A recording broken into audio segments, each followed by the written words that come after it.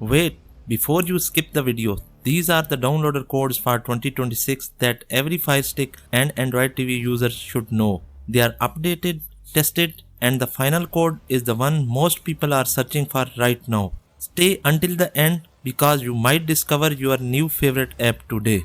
This video is only for educational purposes. It demonstrates downloader app features and device configuration for educational purposes. Users are responsible for complying with their device guidelines and applicable terms of use. Like the video if this helps and subscribe to our channel for more tech news and updated contents like this.